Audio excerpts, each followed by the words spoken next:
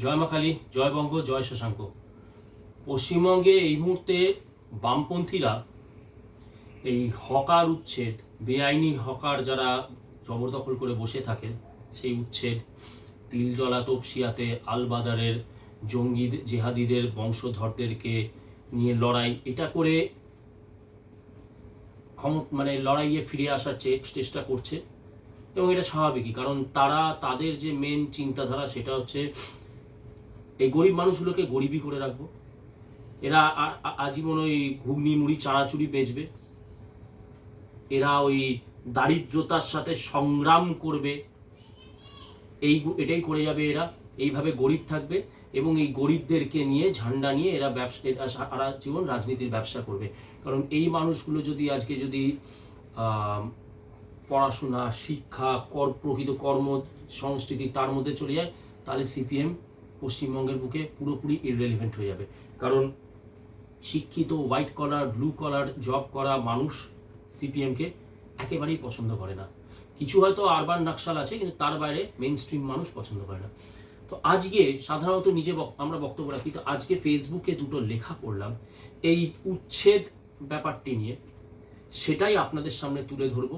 অত্যন্ত ভালো লাগলো, ভালো লাগার থেকে বড় কথা অত্যন্ত প্রাসঙ্গিক লাগলো লেখাগুলি। সেই লেখাগুলি আপনাদের সামনে পড়ে শোনাচ্ছি। যদি ভালো লাগে অবশ্যই অপরের মাঝখানে শেয়ার করে দেবেন। ভারতীয় রেলের ইতিহাস ঘাটলে দেখা যাবে প্রাচীন সময় রেলের পরিধি ছিল বিশাল। ধীরে ধীরে জবরদখল ও স্থানীয় প্রশাসনের সমর্থনের কারণে সেই জায়গা কিন্তু সংকুচিত হয়ে চলেছে। দিন দিন ভারতীয় রেলে যাত্রী সংখ্যা বাড়লেও যাত্রীদের ব্যবহারের জন্য জায়গা কিন্তু কমছে সব দিক দিয়ে। আগে যেমনি গাড়ির সংখ্যা কম ছিল, সময়ের সাথে পাল্লা দিয়ে সাধারণ মানুষের চাহিদা অনুযায়ী গাড়ির সংখ্যা বেড়েছে, পাশাপাশি যাত্রীর সংখ্যাও বেড়েছে প্রচুর। এতদিন না করে হঠাৎ করে এখন কেন উচ্ছেদ হচ্ছে ভারতীয় রেলের তরফ থেকে? একটু পুরনো ঘটনার দিকে আলোকপাত করলে দেখা যাবে বিভিন্ন বিপজ্জনক রেল কোয়ার্টার সাধারণ মানুষেরা দখল করে সেখানে নিজেদের রাজত্ব কায়েম করেছিল। কিছু মানুষ তারাই আবার দাবি করেছিল রেলের জায়গায় তারা বিগত 30 বছর ধরে আছে। স্থানীয় প্রশাসনের অসহযোগিতার কারণেই সেই দখল হয়ে যাওয়া জায়গাগুলি কিছু উদ্ধার করা সম্ভব হয়েছে, সিংহভাগটাই রয়ে গেছে সেই দখলে। অনেকেই প্রশ্ন করতে পারেন, অস্থায়ী দোকানদার যারা অনুমোদন ছাড়াই দীর্ঘ সময় যাবৎ বিভিন্ন প্ল্যাটফর্মে করে খাচ্ছিলেন, তারা না থাকলে জিনিসের দাম কি কম হবে? একটা সোজা কথা সবাই পরিষ্কার করে কেন বুঝতে চায় না। এটা বড্ড অবাক লাগে। প্ল্যাটফর্মে মানুষজন আসেন ট্রেন ধরতে, বাজার করতে নয়। স্ট্রিট ফুডের দোকানগুলি রয়েছে সাধারণ চাহিদা মেটানোর জন্য। প্রত্যেকটা বাজারে একটা নির্দিষ্ট জায়গা থাকে নির্দিষ্ট দোকানের জন্য, বাজার সমিতির ম্যাপ অনুযায়ী।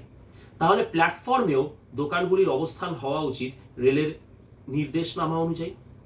এর আগে আমরা দেখেছি বিভিন্ন প্ল্যাটফর্মে অহরহ আগুন জ্বালিয়ে রান্না করা হতো বা চা বানানো হতো, কিন্তু রেলের নির্দেশনামা অনুযায়ী এবং বেশ কিছু অগ্নিসংযোগের ঘটনার পরিপ্রেক্ষিতে সরাসরি আগুন জ্বালানো থেকে সবাইকে বিরত করা গেছে। আরও যদি পরিষ্কার করে বলি, তাহলে প্রতিটা প্ল্যাটফর্মে অনুমোদনপ্রাপ্ত দোকানগুলির ঠিকুজি কুষ্টি কিন্তু রেলের কাছে বর্তমান। তাই তাদের বিক্রিত পণ্য বা যাত্রীদের প্রতি দুর্ব্যবহার করার কারণে তাদের লাইসেন্স বাতিল হয়ে যাওয়ার ভয় থাকে। কিন্তু অস্থায়ী দোকানগুলির ক্ষেত্রে সেরকম কিছুই থাকে না। মাঝে মাঝে এই ম্যাপহীন দোকানগুলো যাত্রীদের যথেষ্ট অসুবিধা করে, যা বলতে গেলে লেখা শেষ হবে না, রাত শেষ হয়ে যাবে। ধরে নিন কোনো একজন মানুষ যিনি রাজ্যের বাইরে থেকে আমাদের পশ্চিমবঙ্গে এসেছেন ঘুরতে, এবং তিনি বর্তমানের শিয়ালদহ প্ল্যাটফর্ম থেকে ট্রেন ধরে হাবড়া নামছেন। তখন সৌন্দর্যের খাতিরে বা যাত্রী স্বাচ্ছন্দ্যতার নিরিখে কোন প্ল্যাটফর্মটিকে ভালো বলবেন?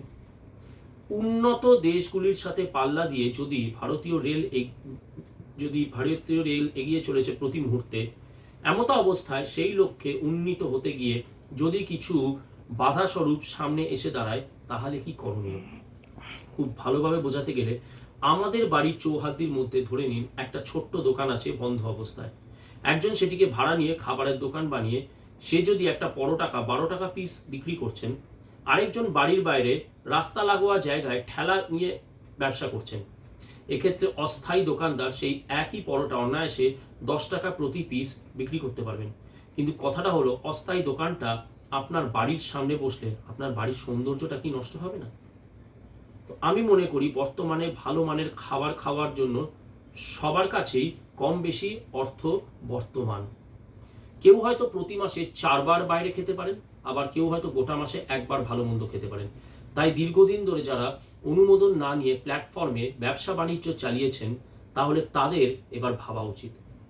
আর প্ল্যাটফর্মে থাকা একাধিক অস্থায়ী দোকানগুলিতে জল নিয়ে আমি বহুবার অভিযোগ করেও কোনো সুরাহা পাইনি।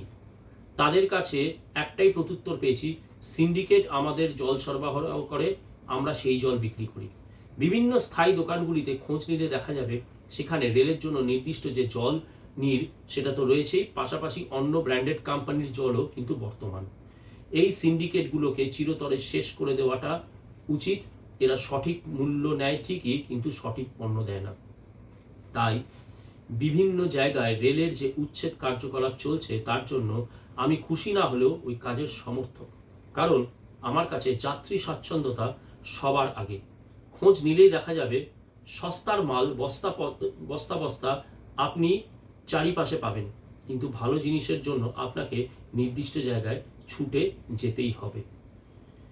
এটি সত্যি মনে হলো যে সম্পূর্ণ নিরপেক্ষভাবে সাধারণ মানুষের, সাধারণ যাত্রীদের কথা ভেবে, রেলের সিকিউরিটির কথা ভেবে একটি লেখা শেয়ার করা হলো।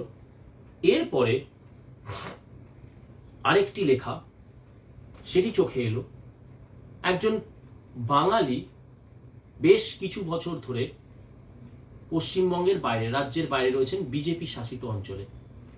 তো সেই জায়গায় এই রেল, হকার, এই আজান, এগুলো নিয়ে সেই বাঙালি ব্যক্তির কি অভিজ্ঞতা বিজেপি শাসিত রাজ্যে, সেটা তিনি শেয়ার করেছে, সেটাও এখানে শেয়ার করতে চাই।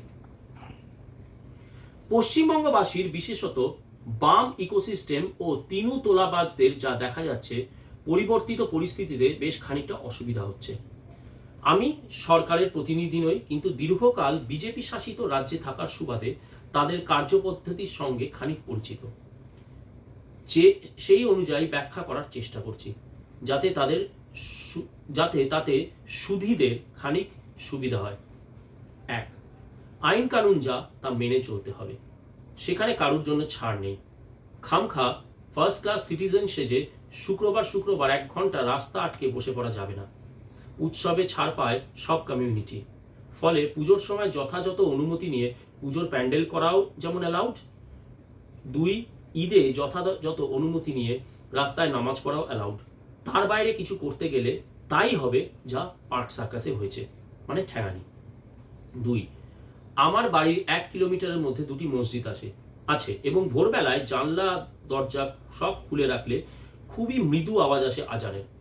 সারাদিন এসব ঝাম নেই।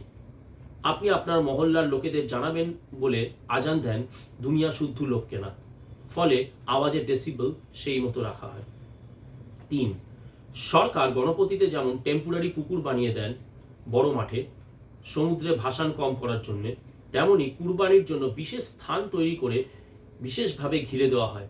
তার বাইরে মাংস, চামড়া, চর্বি, রক্ত কিছুই খোলামেলায় আনা যাবে না। ঘিরে দেওয়া এলাকার বাইরে বা কায়দা পুলিশ ভ্যান সহ দাঁড়িয়ে থাকে আইন মানা হচ্ছে কিনা দেখার জন্য। না মানলে কি হতে পারে সবাই জানেন, ফলে রিস্ক নেয় না কেউ। 4. পশু কেনা বেচার জন্য ডেজিগনেটেড এলাকা থাকে, সেখানে পশু পরীক্ষা করে তাতে স্ট্যাম্প দিয়ে আনতে হয় বিক্রির জন্য। এটা মন দিয়ে শুনবেন, কারণ এই যে বলা হচ্ছে যে হিন্দুরা গরু বেচতে পারছে না, মুসলিম সমাজ গরু বয়কট করেছে, হিন্দু সমাজের উপরে বিরাট প্রভাব পড়ছে, তারা এটা একটু মন দিয়ে শুনবেন। আবারও পড়ছি প্রথম থেকে। পশু কেনা বেচার জন্যও ডেজিগনেটেড এলাকা থাকে, সেখানে পশু পরীক্ষা করে তাতে স্ট্যাম্প দিয়ে আনতে হয় বিক্রির জন্য। সাধারণত এই এলাকাগুলি মুসলিম প্রধান এলাকায় হওয়ার জন্য রাস্তা দিয়ে হাঁটিয়ে বা ভ্যানে তুলে আনার ঝামেলা নেই, ফলে আমাদের চোখে পড়ে না। মহারাষ্ট্রে গরু কেনা বেচা বা কুরবানি করা স্ট্রিক্টলি ব্যান্ড। ধরা পড়লে সারা জীবনে বাইরে বেরোনো সম্ভব না। আইন যা আছে তার বাইরেও বেনিয়ম আছে, ফলে সেসব নেহাতি পাগল না হলে কেউ করে না। মহিষের মাংস বাফ পাওয়া যায়, যাদের খাওয়ার তারা খায়। আপনার রাজ্যে এখনো বিফ ব্যান নয়, কিন্তু 14 বছরের নিচে গরু কোরবানি করার আইন নেই, সেটা মেনে চলুন, না হলে যা হতে পারে আমি আগেই লিখেছি। 5, পুলিশের গায়ে বা সরকারি সম্পত্তিতে হাত দেবেন না ভুলেও। রোহিঙ্গাদের সমর্থনে একবারই মুম্বাইয়ে র্যালি বের করে অমর জওয়ান জ্যোতি ভেঙে দিয়েছিল অতি উৎসাহীরা। এক লেডি কনস্টেবল প্রেগনেন্ট ছিলেন, তাকে মারায় তার মিসক্যারেজ হয়ে যায়। পুলিশ এখানে অপরাধী ধরার আগে অপরাধী সমাজের সবচেয়ে ধনী ও সবচেয়ে ইনফ্লুয়েন্সিয়াল লোকজনদের বাড়ি যায়। তাদের বাড়ির খান দশেক ছেলে পুলে জিম্মায় থাকে পুলিশের, যতদিন না সিসিটিভিতে দেখা অপরাধীরা নিজে থেকে এসে ধরা দিচ্ছে। আপনি শিক্ষিত, ধর্মীয় নেতা, সমাজে আপনার ইনফ্লুয়েন্স আছে, নিজেদের সমাজ নিজেরা শোধরান যদি নিজের শান্তিতে থাকতে চান। ফলে আপনি রোহিঙ্গা বাঁচাও জামায়াতে যান বা না যান, পিছনে বসে কলকাঠি নাড়লে সবার আগে আপনার খোকা পুলিশে যাবে। উত্তম প্রস্তাব শুভেন্দুবাবু, এটা শুনবেন মন দিয়ে, এবং এটা যদি অ্যাপ্লাই করেন খুব ভালো হয়। 6, ওম জামা পরিয়ে বা সিঁদুরবিহীন মেয়েদের হিন্দু বউ সাজিয়ে আমরা গরু বেচি, আমরা কোথায় যাব রিল বানানো বন্ধ করুন। আপনাদের সম্ভবত ভুল ধারণা আছে যে বিজেপি অপরাধী হিন্দুদের রিয়াত করে, কারণ সেরকমই বাম ইকোসিস্টেম আপনাকে পাখি পড়িয়েছে। ভুল কথা। যে হিন্দু আইনের বাইরে গিয়ে গরু বেচে তাকেও পুলিশ আপনার সঙ্গেই তুলে নিয়ে যাবে, তার জন্য কান্নাকাটি করার দরকার নেই, আপনি আপনার ঘর সামলান। 7, বিজেপি রাজ্যে রাস্তায় বা স্টেশনে বেআইনি দোকান থাকবে না এবং থাকে না। সরকারকে পয়সা দিয়ে অ্যালটেড স্পেসে দোকান খুলতে চাইলে খুলতে পারেন, না হলে অন্য কাজ দেখুন। তা সে আপনি হিন্দু মুসলমান যাই হন না কেন। আপনার রাজ্যে সমস্যা হলো আগের সরকার শিল্প তৈরি হতে দেয়নি, ফলে অল্টারনেটিভ চাকরি নেই। নিশ্চিন্ত থাকুন, এই সরকার চাকরির ব্যবস্থা করবে, মাস 6 মধ্যেই করবে, কারণ সেটাই বিজেপির মূল ইউএসপি। এখানে পরিবারের কোনো সদস্য বসে থাকে না, প্রত্যেকেই কোনো না কোনো কাজ করে। 8-10 হাজার টাকার কাজ খুঁজলেই পাওয়া যায়, এবং সেটা করতেই আপনারাও অভ্যস্ত হয়ে যান। ওই ভাঙা দোকান আর কোনোভাবেই ফেরত পাবেন না। বামেদের কথায় কান দেবেন না, ওরা গরিবই বেচেই রাজনীতি করে, যেটা একটু আগে বললাম। যতদিন লোকেরা গরিব ততদিনই ওদের রাজনৈতিক ব্যবসা চলবে। এটা ওরা জানে বলেই ওরা চায় ফুটপাত আটকে লোকে দোকান খুলে কানের দুল আর চপ ঘুগনি বেচুক। মাসে 5,000 রোজগার করে গাড়ি চড়া লাল সেলামওয়ালা বাবুদের ভর্তি। এই সরকার বেচতে দেবে না, অন্য কাজ তৈরি করে দেবে। হাত পা নাড়ান, কাজ খুঁজুন, পেয়ে যাবেন 6 মাসের মধ্যেই। আমি যদি 20 বছরে এদের কর্মপদ্ধতি সঠিক বুঝে থাকি তো। 8, জয় শ্রীরাম বা বন্দে মাতরমের সঙ্গে নিজের কানকে অভ্যস্ত করে নিন। বাচ্চাকেও স্কুলে বন্দে মাতরম ইত্যাদি গাইতে হবে, এবং না গাইবে না এটা শেখাবেন না। খামোখা ঝামেলায় জড়িয়ে লাভ নেই, কারণ এসবে ছাড় নেই কোনো। মূর্তি ভাঙা, মন্দির ভাঙা, কালীমায়ের প্রতিমাকে প্রিজন ভ্যানে তোলা নিয়ে মুখ্যমন্ত্রী শুভেন্দু অধিকারী যা বলেছেন তা 100% সত্য।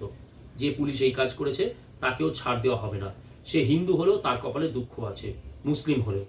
মারাঠিরা বালাসাহেব ঠাকরেকে প্রায় ঈশ্বরের সমান মানে। তার ছেলে হিন্দু সাধু পুড়িয়ে মারার ঘটনার সঠিক বিচার করেনি বলে তাকে ক্ষমতা থেকে লাথি মেরে তাড়িয়ে দিতে মারাঠারা এক মুহূর্ত দ্বিধাবোধ করেনি। এটাই মোটামুটি রাষ্ট্রবাদী হিন্দুর চরিত্র। আমি শিওর 5 বছর বিজেপি আপনার রাজ্যে ক্ষমতায় থাকলে এটা করে দিতে পারবে। সবার আগে ধর্ম না মানলে কোনো বাপের বেটার ছাড় নেই, এমনকি তা সে স্বয়ং হিন্দু মসিহার বেটা হলেও। ফলে এর সাথে অভ্যস্ত হয়ে যান। বামেরা সবার আগে অভ্যস্ত হন। বাসে গরিব হিন্দু ফোন তুলে রাম রাম বলছে বলে তাকে ব্যঙ্গ করে ইনকালাব ইত্যাদি বলে চেঁচাবেন না, লোকে মেরে ধুম করে দেবে। তা সে আপনি যত বড় হনুই হন না কেন, তাকে তার মতন বাঁচতে দিন, আপনিও আপনার মতন বাঁচুন। সে আপনার পিছনে কাঠি করেনি, আপনিও করবেন না। বরং এখানে হিন্দু মুসলিম নির্বিশেষে গণপতি ভাসানে নাচে সবাই। মুসলিম কারিগর মূর্তিগারে আপনি কিনতে গেলে নিজের মাথায় রুমাল রেখে খালি পায়ে এসে মূর্তিকে আপনার গাড়িতে তুলে দেয়। মুসলিম থেকে মূর্তি কিনবো না কেউ বলে না। এক কথায় নিয়ম মানুন। বাইক চালানোর সময় হেলমেট পরুন। ট্রেনে বসে পা তুলে বসে নিজেকে প্রথম শ্রেণীর নাগরিক প্রমাণ করতে যাবেন না। ভাত মাছ মাংস খান, স্কুল কলেজে যান, চাকরি করুন, ধর্ম পালন করুন, অন্যকে বিরক্ত না করে। দাদাগিরি করবেন না। আজ থেকে পুলিশই আপনার মাই বাপ, পুলিশকে ভুলেও চটাবেন না। কেউ ঘুষ দিতে চাইলে ভিডিও করুন, দপ্তরকে ট্যাগ করে সামাজিক মাধ্যমে দিন, তার পিছনে বাটাম পড়বে। আমরা মহারাষ্ট্রে 2টি ফ্ল্যাট কিনেছি, ছেলে জন্মেছে এখানে, তার বার্থ সার্টিফিকেট তুলেছি, সে স্কুলে ভর্তি হয়েছে, 2টি গাড়ি কিনেছি, লাইসেন্স নিয়েছি ড্রাইভিং টেস্ট দিয়ে, 20 বছরে একবারও এমনকি রাস্তাতেও ট্রাফিক পুলিশকে 1 পয়সাও ঘুষ দিইনি। চালান এখানে অটো জেনারেটেড, আপনি ট্রাফিক আইন ভাঙলে তার চালান আপনার ঠিকানায় চলে আসে। সে পয়সা দিয়েছি 2-1 বার, কিন্তু দায়িত্ব নিয়ে বলছি তার বাইরে 1 পয়সাও ঘুষ নিইনি। এমনকি ছেলের স্কুলে ডোনেশন অবধি না। আমার ছেলের অফিসিয়াল নাম গুহান গ্যাব্রিয়েল, আমার নাম দেবশ্রী মিত্র, ছেলের বাবার নাম গণেশ প্রসাদ। কোথাও কেউ নামের অসঙ্গতির কারণে 1 পয়সা ঘুষ চায়নি ডকুমেন্টেশন করাতে। অত্যন্ত বলিষ্ঠ লেখা, বাস্তবধর্মী লেখা। যারা এই হকার সমাজ, যারা এতদিন বেআইনিভাবে বসেছেন, এই লেখাটি কিন্তু তাদের জন্য। আর গরিব থাকবেন না। বিজেপি আশা করা হচ্ছে এবং আমরা এটা দৃঢ় বিশ্বাস আগামী 6 মাসের মধ্যে কর্মসংস্কৃতি ফিরিয়ে আনবে। নিজেকে আর গরিব না করে, নিজেকে আর অসহায় না করে হাত পা চালান, কর্মসংস্কৃতিতে যোগ দিন এবং বামপন্থীদের এই যে ন্যারেটিভ, আপনাকে ওই 4-5 হাজার টাকার গরিব করে রেখে সর্বহারার জন্যের যে ন্যারেটিভ, এই ন্যারেটিভকে ধ্বংস করুন। শতরূপ, গার্গী, দীপশিতা, সুজন, বিমান এরা অচিরেই ধুয়ে মুছে ওই মেগাং ভলখা দিয়ে জানি না কোথায় বিসর্জন হয়ে যাবে। জয় মা কালী, জয় বঙ্গ, জয় শশাঙ্ক।